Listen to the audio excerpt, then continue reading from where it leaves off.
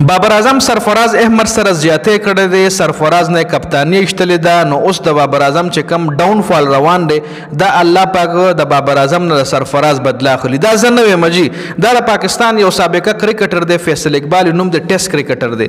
د بابر اعظم حواله سره داسې قسم سټیټمنټ جاری کړی دی. نو په دې ویډیو کې د فیصل اقبال په سټیټمنټ باندې هم خبره کوو او تاسو به هم کمنټ لازمي کوئ چې په 2019 کې کله بابر اعظم له کپتانی ملو شو او سرفراز نه کپتانی واغښتل شو نو هغه یو جایز فیصله و کنه جایز فیصله و. کمنټ په لازمي کوي که چېرې تاسو د بابر اعظم فین هم یې د ما نه غټ د بابر اعظم فین به څوک هم نه وي خو چې چېرته حقیقت وي چېرته څه خبره سوي نو آپ به کوو. ځان نه به منافق نه جوړو لکه یو قسم لکه یو سړی د ستا خوښ هم وي خو چې یو ځای کې هغه بد کړي وي یا هغه بد کوي نو ته به ورله وایې چې وروره دې ځای کې ته په غلط یې. صحیح شو. نو اوس بابر اعظم په غلطه دی او کنه دا کمنټ په تاسو کوي. خو فیصل اقبال یو ټیسټ کرکټر د پاکستان سابقه د بابر اعظم حواله سره ویلي دي چې بابر اعظم ډاون فال حاله شروع شو چې کله بابر اعظم د کپتانی لالچ واغښتو چې کله بابر اعظم د کپتانی لالچ شروع کو. بابر اعظم کې شروع کې ټیلنٹ او دا فیصل اقبال وایي جی مزید فیصل اقبال ویلي دي چې بابر اعظم کې شروع کې ټیلنٹ او چې د پاکستان ټاپ بیټر کې شامل شي د پاکستان ټاپ بیټسمن جوړ شي خو بدقسمتۍ سره بابر اعظم ډیر وجوهاتو په وجه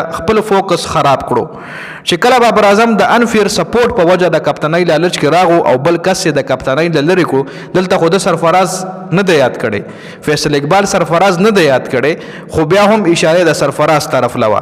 او خطا ورسره فیصل اقبال دا هم لیکلی خپل ټویټ نه خو خبرو کا چې لکه د انفیر سپورټ په وجه بابر اعظم د کپتانی په لالچ کې راغو او یو بل کس د کپتانی لری کو او ورسره خطا لیکلی دي چې دا مکافات عمل دي جی لکه بابر اعظم فام نه لری کېدل بابر اعظم آؤٹ آف فارم کېدل وای دا مکافاتي عمل دی. ګور اوس دا سره ډیټیل سره خبره شریک کوم. بابر اعظم تقریبا 2016-17 کې پاکستان ټیم ته راغو چې په میډل آرډر کې زبردست اننګزونه وکړل یو څو زبردست اننګزونه وکړل چې د په میډل آرډر کې ځان لږه خه مضبوط کو. بیا د ون ډاون پوزیشن ته شو. ون ډاون پوزیشن کې هم د خپل ځای ثابت کو د خپل ځان په ون ډاون پوزیشن هم صحیح ثابت کو جی. بیا په 2019 کې رمیز راجا چې کله د پاکستان کرکټ ټیم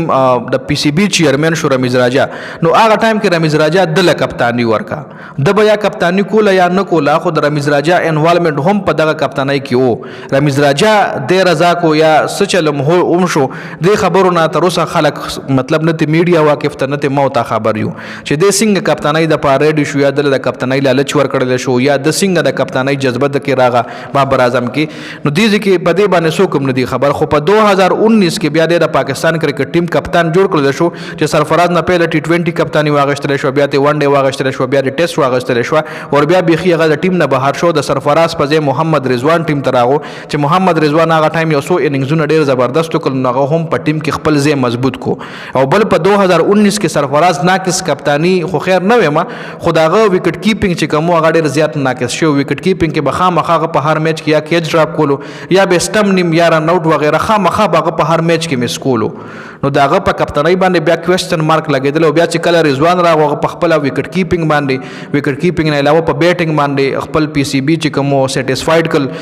عوام هم د خپل ځان فینس کل نو بیا محمد رضوان د ټیم نه ډراپ کېدی نو شو نو زما پوینټ اف ویو سره دغه ټیم بیا د سرفراز په ټیم کې ځای ختم شو سرفراز د ټیم نه بهر شو